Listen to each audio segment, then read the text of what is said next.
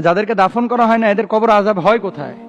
আপনারা যে বলেন যে কবর আযাব হবে, আপনারা যে বলেন কবরের মধ্যে প্রশ্ন আসবে, তো যাদেরকে কবরই নেওয়া হয় না, বিমান ক্রাশ করে সাগরে পড়ে গেছে, এখন এই মানুষগুলোর কিভাবে মন কান্নাকির প্রশ্ন করবে? প্রশ্ন জাগে না? জাগে। এটার জবাব কি দেখেন, আসলে কবরের সুখ বা শাস্তির বিষয়টা সম্পূর্ণ অদৃশ্যের বিষয়। জ্ঞান বিজ্ঞান কিংবা যুক্তি দিয়ে আপনি কবরের জগৎকে ফিল করতে পারবেন না, অনুভব করতে পারবেন না। তো কিভাবে অনুভব করবেন? আল্লাযীনা ইউমিনুনা বিল গায়ব। আর ঈমানের পরিচয় কি? যে অদৃশ্যের প্রতি আপনি বিশ্বাস স্থাপন করবেন। আল্লাহর প্রতি যে ঈমান এনেছেন, আল্লাহরে দেখছেন, আপনি দেখেন না, আমিও দেখি নাই, চর্মচক্ষু দিয়ে আমার আল্লাহকে দেখা সম্ভব না, তা আপনি আল্লাহর প্রতি ঈমান এনেছেন না।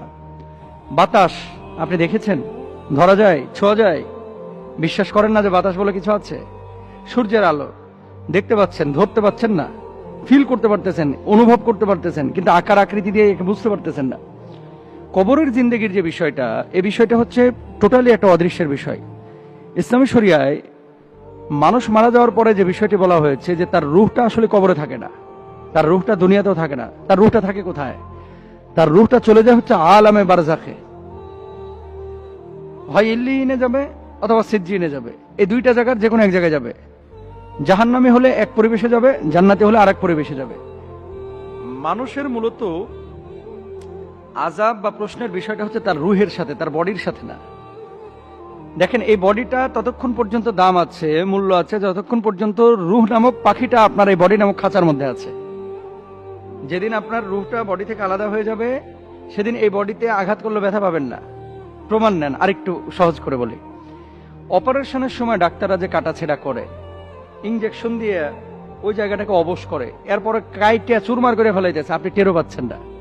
তার মানে রুহের সংযোগটা ওখান থেকে বিচ্ছিন্ন হয়ে গেছে সাময়িকভাবে। এই জন্য আপনি ব্যথা অনুভূত হচ্ছে, মানে আপনার ব্যথা অনুভূত হচ্ছে না।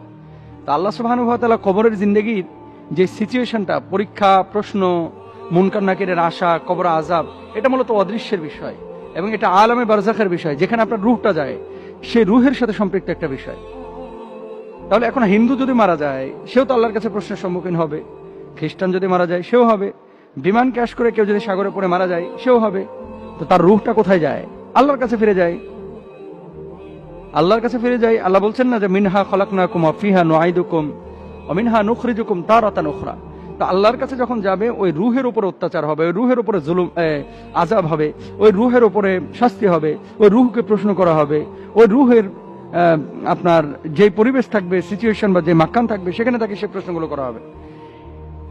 আর কবরের জিন্দেগিতে আযাবটা কবরের মধ্যে কিভাবে হয়? 70 গজ মাটির নিচে তাকে দাবিয়ে দেওয়া